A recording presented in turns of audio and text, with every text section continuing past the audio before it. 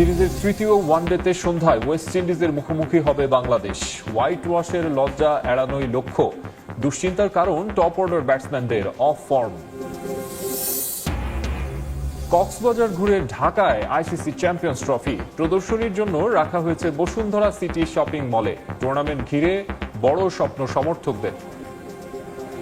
বাংলাদেশের নতুন নতুন প্লেয়ার আসতেছে, ইনশাআল্লাহ এই ট্রফি বাংলাদেশই থাকবে। ভালো পারফরমেন্স করেই আমি আশা করি সেই কাপ। কোনটা এখন বাংলাদেশের ক্রিকেটারদের প্রিয় ফরম্যাট? সাম্প্রতিক পারফরমেন্সে এই প্রশ্ন এখন তোলা যেতেই পারে। কদাচিৎ অস্ট্রেলিয়া, ভারত, ইংল্যান্ডকে হারানো দলটা জিম্বাবুয়ের মতো দলকে প্রায়ই হারিয়ে ধোয়া তুলত 50 ওভারের ক্রিকেটে তারা পাক্কা। কিন্তু আফগানিস্তানের কাছে সিরিজ হার আর ওয়েস্ট ইন্ডিজের বিপক্ষে হোয়াইট ওয়াশের লজ্জার সামনে দাঁড়িয়ে থাকার পর বড় গলায় এখন আর এসব বলার উপায় কই? বাংলাদেশের ক্রিকেট গ্রাফ নিম্নমুখী সেটা বলার অপেক্ষা রাখে না। পাপন নান্য যুগ শেষ হবার পর যারা আশা করেছিলেন এই বুঝি খারাপ সময় কেটে গেল, তারা ওয়েস্ট ইন্ডিজে চোখ রাখলে যার পরানি হতাশ হবেন। যদিও ভারপ্রাপ্ত অধিনায়ক মেহেদী হাসান মিরাজ মনে করেন না তেমন কিছু। লম্বা সময় ধরে খেললেও তার পারফরমেন্সে নেই যেমন পরিপক্কতা, তেমনি নেই কথাবার্তাতেও। তাই শান্ত ফিরলে যে তিনি ভারমুক্ত হয়ে যাবেন তাতে কোনো সন্দেহ নেই। শান্ত না থাকাটা একটা অজুহাত হতে পারে, একই সঙ্গে মুশফিকের অনুপস্থিতিও। কিন্তু তারা থাকলে যে ক্যারিবিয়ান দ্বীপপুঞ্জ জয় করে ফেলতো বাংলাদেশ, তা গ্যারান্টি দিয়ে বলার উপায় নেই আসলে। কারণ ওই যে বললাম, ক্রিকেটারদের পারফরমেন্সের গ্রাফ আসলেই বেশ নিম্নমুখী। প্রত্যেক ম্যাচের পর শুধুই হাঁসফাঁস, ইস আর 20টা রান যদি বেশি হতো। সে যাই হোক, সিরিজ শুরুর আগে ওয়েস্ট ইন্ডিজের বিপক্ষে প্রায় অর্ধযুগ আর 11 ম্যাচ অপরাজিত থাকার রেকর্ড মিশে গেছে সেন্ট কিটসের নোনা জলে। বাংলাদেশ এখন লড়বে মান বাঁচাতে। সিরিজ খোয়া গেছে প্রথম 2 ম্যাচ হেরে, শেষেরটায় যদি একই পরিণতি হয় তাহলে সর্বনাশ, থবল থোলাই। অবশ্য এবারই যে প্রথম বিষয়টা তা নয়, এমন স্বাদ নেয়ার বহু নজির আছে লাল সবুজ ক্রিকেটে। ক্যারিবিয়ানদের বিপক্ষে বুড়ো রিয়াদ আর বোলার তানজিম সাকিব যদি ব্যাটার না হয়ে উঠত, তবে স্কোরবোর্ডের চেহারা হতো আরো রুগ্ন। তাদের লড়াই ছিল দলকে একটা সম্মানজনক অবস্থানে পৌঁছে দেয়া। তাতে অবশ্য কতটা মান বেঁচেছে বাংলাদেশের কে জানে। মিরাজের দল ম্যাচটা হেরে যায় টপ অর্ডারদের অমন দৃষ্টিকটু সব আউটের মধ্য দিয়ে। লজ্জা এড়ানোর ম্যাচে হয়তো কিছুটা বদল আসবে স্কোয়াডে। তাতে কি ফলাফলে যথেষ্ট পরিবর্তন আসবে? তো প্রশ্নটা তোলা থাক। S M Iqbal. রাজধানীর আশপাশের শহর থেকেও এসেছেন অনেকে। সবাই ছবি তুলে স্মরণীয় করে রাখছেন মুহূর্তটি। সবার প্রত্যাশা, মাঠের খেলায় সেরা নৈপুণ্য দেখিয়ে এই ট্রফি বাংলাদেশে নিয়ে আসবে টাইগাররা। ট্রফি প্রদর্শনীর পাশাপাশি বেশ কিছু আয়োজন রয়েছে ভক্তদের জন্য। সুযোগ রয়েছে ভার্চুয়াল গেমে অংশ নেয়ার। এছাড়া ব্যাট বলের নৈপুণ্য দেখিয়ে সুযোগ রয়েছে পুরস্কার জেতারও।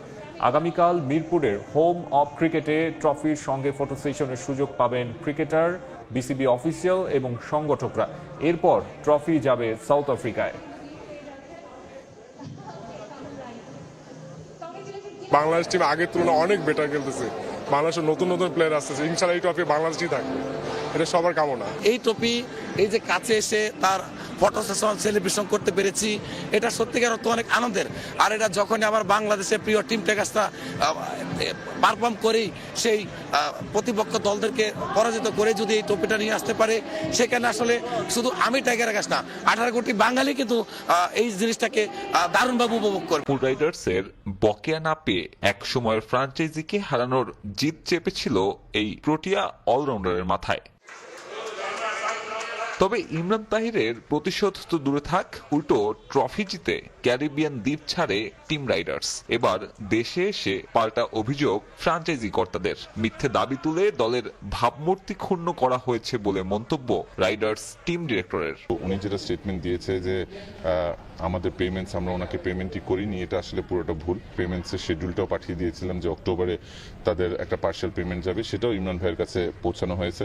আমি মনে করি যে ওনার বক্তব্যটা যেভাবে করে দেওয়াটা ঠিক হয়নি। গ্লোবাল সুপার লিগে রংপুরের সাফল্যের অন্যতম নায়ক coach Mickey Arthur. Champions trophy জয়ী কোচকে নির্ধারিত 1 বছরের চুক্তির পরেও রেখে দেওয়ার পরিকল্পনা নীতি নির্ধারণী মহলে। আমার কাছে মনে হয় যে গ্রেট ইম্প্যাক্ট, বিকজ আমার কাছে মনে হয় যে বাংলাদেশি ক্রিকেটারদের জন্য এবং আমাদের সাইকোলজি রিড করার জন্য, ও যেহেতু পাকিস্তান শ্রীলঙ্কাকে অলরেডি ট্রেন করেছে, আমাদের সাইকোলজিটাও ভালো বুঝে। অন দি আদার হ্যান্ড আমার কাছে মনে হয় great motivator, someone who will never give up. প্রত্যেকটা ম্যাচের শেষে ও যখন টিম মিটিংগুলো করেছে আমার কাছে মনে হয়েছে যে প্লেয়ারদের মাথার ভিতরে ঢুকতে পেরেছে ওর কথাগুলো। ফরচুন বরিশালের ফিরিয়ে দেয়া প্রস্তাব লুফে নিয়ে বাজিমাত এই লোকাল ফ্র্যাঞ্চাইজির। ভবিষ্যতেও এমন সুযোগ এলে প্রতিনিধিত্ব করার ইচ্ছে লাল সবুজের হয়ে। ম্যানেজমেন্ট থেকে অলরেডি ডিক্লেয়ার করা হয়েছে যে একটা বোনাস দেওয়া হবে, অ্যামাউন্টটা আমার ঠিক জানা নেই, অলরেডি বলা হয়েছে যে একটা বোনাস হবে। আমি মনে করি যে রংপুর রাইডার্স যেহেতু সবসময় একটা হেলদি বোনাস দিয়ে দেওয়া হয়। আন্তর্জাতিক মণ্ডলে সাফল্য পাওয়া রাইডার্স বিপিএল এ শিরোপা ছুঁয়ে দেখেনি বছর 5 হবে। এবারের আসর ঘিরে সে আক্ষেপ মেটানোর লক্ষ্য নুরুল হাসান সোহানদের। সাবির মিথুন, সময় সংবাদ। জাতীয় ক্রিকেট দলের সাবেক অধিনায়ক তামিম ইকবাল আজ ফুটবল মাঠে উপস্থিত হয়ে বাংলাদেশের জাতীয় ফুটবল দলের খেলা উপভোগ করেন।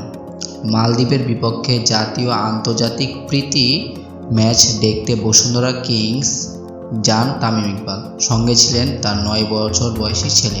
তামিম ইকবাল জানিয়েছেন, জীবনে এই প্রথম তিনি মাঠে বসে বাংলাদেশের জাতীয় খেলা বা জাতীয় ম্যাচ উপভোগ করলেন। এই অভিজ্ঞতা নিয়ে তামিম বলেন, মাঠে বসে বাংলাদেশ দলের খেলা দেখতে পেরে আমি অত্যন্ত আনন্দিত। তবে মজার বিষয় হলো, তামিমের ছেলে এর আগেই খেলা দেখেছে। ম্যাচ চলাকালীন তিনি এই কথা বলেন। তামিম মাঠ ত্যাগ করার কিছুক্ষণ আগেই মুজিবুর রহমান জলি গোল করে বাংলাদেশকে সমতায় ফেরান।